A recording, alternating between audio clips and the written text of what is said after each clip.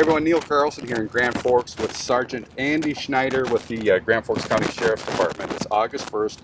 North Dakota has a new gun law. Can you kind of just go over what that means? Basically anyone can have a gun if you're law-abiding?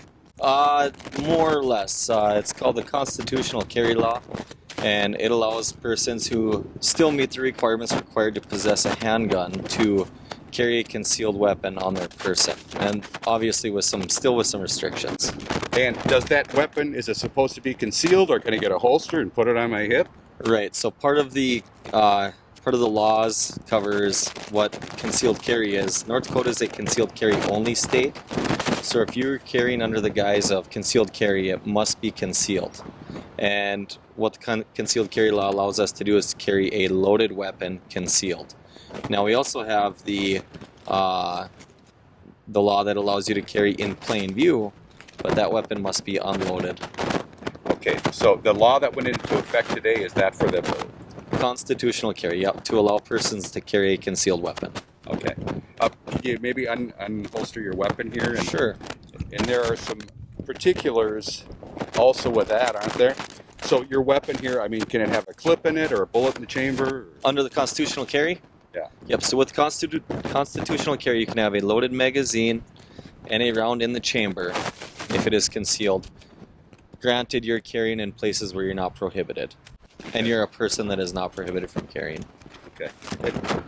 Maybe we can get into this a little bit. What about if I'm a bar owner? Can I say I don't want weapons in my business, or how does that work? Well, private entities do have the right to refuse service, correct. And bars are one place that are restricted already from people carrying weapons, including concealed carry holders. Okay. So whether you have a concealed permit or carrying under the new law, you're not supposed to have a weapon in a bar? Not in a bar, not unless you're the proprietor, an employee of the proprietor.